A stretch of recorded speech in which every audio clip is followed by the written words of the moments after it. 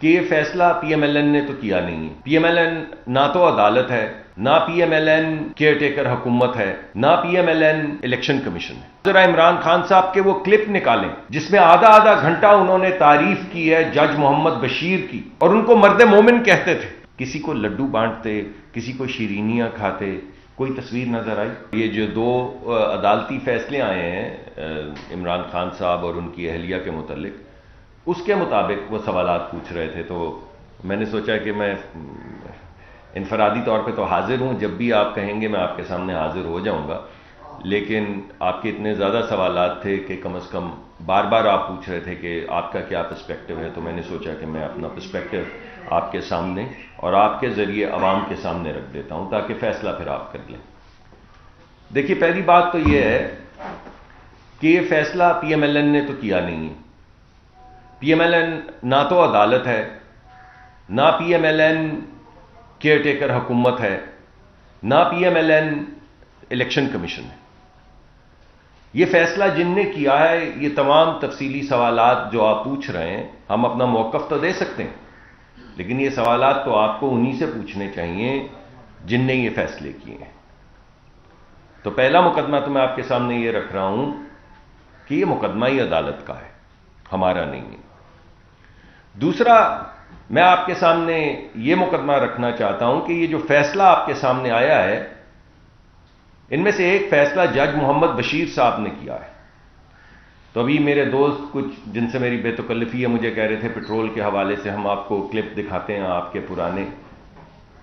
तो मैंने उनसे गुजारिश की कि आप जरा इमरान खान साहब के वो क्लिप निकालें जिसमें आधा आधा घंटा उन्होंने तारीफ की है जज मोहम्मद बशीर की, इस वजह से कि उन्होंने नवाज शरीफ को और उनकी बिटिया को, दोनों को 8-8 10-10 साल कैद की सजा दी थी, और उनको मर्द मोमिन कहते थे, और कहते थे कि जज मोहम्मद बशीर से ज्यादा अजीम कोई शख्स नहीं है।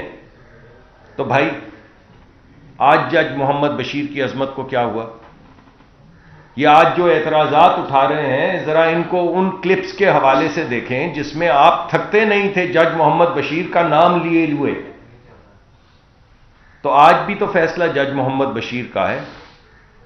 तो वो वाला जज मोहम्मद बशीर गलत था और ये वाला जज मोहम्मद बशीर सही है, या ये वाला जज मोहम्मद बशीर गलत है और वो वाला गलत जज मोहम्मद बशीर सही था? एक बात इस हवाले से मैं आपको और भी बताना चाहता हूं। कोई आपको तस्वीर नजर आई मियां नवाज शरीफ साहब की कि वो किसी को शीरीनी या लड्डू खिला रहे हैं या खुशियां मना रहे हैं? हमारी तरफ से, मेरी तरफ से, मरीम नवाज साहिबा की तरफ से किसी को लड्डू बांटते, किसी को शीरीनियां खाते, कोई तस्वीर नजर आई? अब वो जरा आप खुद जाके चेक कर लें। और आप माशाल्लाह अवाम भी जो है, और हमारे बिलखसूस यंग बच्चे, कि वो जो दूसरों के दुख के ऊपर, दूसरों की तंगी के ऊपर, दूसरों की तकलीफ के ऊपर जो लड्डू बांट रहे थे, जो खुशियां मना रहे थे, वो क्या थी? तो इन दोनों चीजों को सामने रखेंगे तो आपको दोनों जगह का कल्चर आपके सामने आ जाएगा, और आपके सामने वो हिपोक्रेसी भी आ जाएगी, वो दोगलापन भी आ जाएगा जो आपको जज मोहम्मद बशीर अब और जज मोहम्मद बशीर तब, उसके ऊपर जो तबसरे थे, उनकी तकरार में आपको हकीकत जो है पता चल जाएगी। और मैंने आपको कहा कि यह फैसला अदालत का है, लेकिन भाई इस अदालत के फैसले के ऊपर तो अपीलें मौजूद हैं। अभी इसके बाद तो हाई कोर्ट में अपील है, उसके बाद रिव्यू है, उसके बाद सुप्रीम कोर्ट की अपील है, उसके बाद सुप्रीम कोर्ट का रिव्यू है। 3-3, 4-4 आपके पास अपीलें मौजूद हैं। और अगर किसी जगह पे झोल है अदालती कार्रवाई में, अगर फैसले में कोई झोल है, अगर आप समझते हैं कि फैसला सही नहीं है, तो आपको रिलीफ मिल जाएगा। मियां मोहम्मद नवाज शरीफ के लिए तो कोई रिलीफ नहीं था। सुप्रीम कोर्ट ऑफ पाकिस्तान को ट्रायल कोर्ट बना दिया गया। वो क्या है कि किसे वकील करें, किससे मुंसफी चाहें, कि खुदी अदालत भी, खुदी वकील भी, खुदी सुपरवाइजर भी। क्या हैरत की बात है कि पाकिस्तान की तारीख में सुप्रीम कोर्ट ऑफ पाकिस्तान को ट्रायल कोर्ट बना दिया गया और सजा दे दी गई जिसकी अपील कहां करें? अगर सुप्रीम कोर्ट खुद आपको सजा दे रहा है तो भाई अपील कहां करें? यहां तो आपको तमाम अपील के हक दिए गए हैं और मैं तो कानूनी माहिर हूं नहीं कि कानूनी तौर पे उस पर तबसरा कर सकूं, लेकिन यह तो मैं आपको बता सकता हूं कि कोई सुप्रीम कोर्ट का जज सुपरवाइजर नहीं लगाया गया इस केस के ऊपर, सुप्रीम कोर्ट का, हाई कोर्ट का नहीं। मियां नवाज शरीफ का मुकदमा कहां चल रहा है? लोअर अदालत में, नैब की अदालत में। उसके ऊपर कौन बैठे हुए हैं? सुप्रीम कोर्ट के जज। कि कहीं कोई फैसला ऐसा वैसा ना हो जाए, कहीं कोई इंसाफ की तवक्का ना किसी जगह पे पैदा हो जाए। तो भाई ये फैसला, वो फैसला, ये वाला जज मोहम्मद बशीर, वो वाला जज मोहम्मद बशीर, आप किस बात की तकरार में पड़ रहे हैं? और फिर फैसला किस बात का है? फैसला इस बात का है, दो फैसले हुए हैं बड़े बड़े, एक एक करके चलते हैं।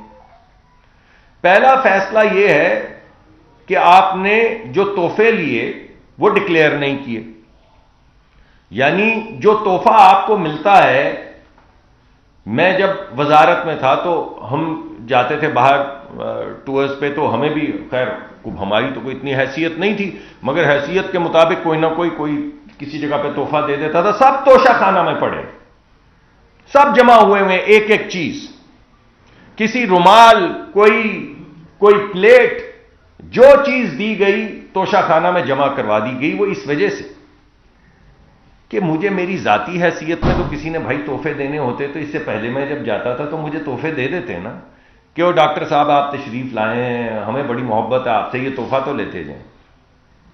तोहफे तो उस वक्त मिले जब मैं वजारत में आया, और क्योंकि वो आपको जो सौंपी गई है जिम्मेदारी, उसकी वजह से आपको तोहफे मिलते हैं, तो मैंने उसी तरह सरकारी अमानत समझ के उसको सरकार के तोशा खाने में जमा करवा दिए। लेकिन यह क्या बात हुई कि आपने डिक्लेयर ही नहीं किए? चलें, आपको कुछ हक दिया गया खरीदने का, आप खरीद सकते हैं अगर आपके पास हक है, लेकिन आपने तो जमा ही नहीं करवाए तोहफे। और जो जमा करवाए, अब मैं वो बड़ी घड़ी की छोटी छोटी चीजों की तो क्या बात, आपका कीमती वक्त है, जाया नहीं करूंगा। जो जमा करवाया, जिसकी मालियत 3 अरब और 15 करोड़ रुपए थी, 3 अरब और 15 करोड़ रुपए की मालियत के जो हीरे जवाहरात वाले वो जो घड़ी और दीगर चीजें जमा करवाई गई, उनको अपने ही ब्यूरोक्रेट्स के जरिए, एक तरीकाकार है, एक कमेटी बनती है, वो बाहर से जाके असेसमेंट करवाती है, अपने ही ब्यूरोक्रेट्स के जरिए 2 करोड़ रुपए का डिक्लेयर करके 90 लाख में खरीद लिया। इससे ज्यादा बेहतर कारोबार क्या होगा? यानी वजीर आजम को, हम तो अक्सर एक दूसरे को मजाक में कहते हैं कि पता नहीं 1.5-2 लाख रुपए तनख्वाह होती है वजीर की, और कोई 1.5-2 लाख 2.5 लाख तनख्वाह होती है वजीर आजम की, तो वो भी करता होगा गुजारा जैसे तैसे करके। 5 लाख हो गई, लेकिन 5 हो गई, अब वजीर आजम की 5 लाख हो गई है। लेकिन आप ये सोचें कि ये जो कार्रवाई है, 3 करोड़ 15 लाख रुपए की चीज, 3 अरब 15 करोड़ रुपए की चीज आप किसी से तोहफे में लें। 3 अरब पता है कितना होता है? 100 करोड़।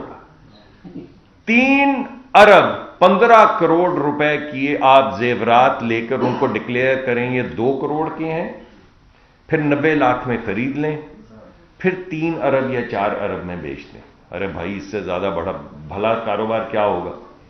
और आधे डिक्लेयर करें, आधे डिक्लेयर भी ना करें और जितने मर्जी में बेच दें।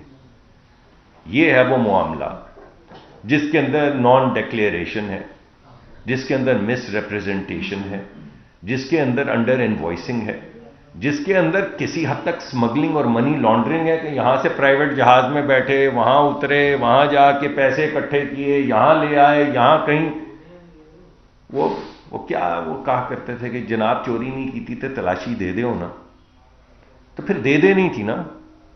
ये जो 9 वकील बदले, मियां नवाज शरीफ ने किसी केस में 9 वकील बदले, एक केस में गालिबन 9 वकील बदले, एक में 10 वकील बदले। मियां नवाज शरीफ के तो वही 2 वकील थे, वही चलते रहे, उन्हीं ने मुकदमा लड़ा है, रोज पेशी होती थी, रोज जाते थे, रोज आपके सामने आते थे, रोज जाते थे, रोज पेश होते थे, रोज शाम को आते थे, फिर अगले दिन जाते थे। तो यहां पे 1.5 1 साल, 6 महीने, 8 महीने, 9 वकील, 10 वकील बदले जा रहे। तो ये क्या हो रहा है भाई?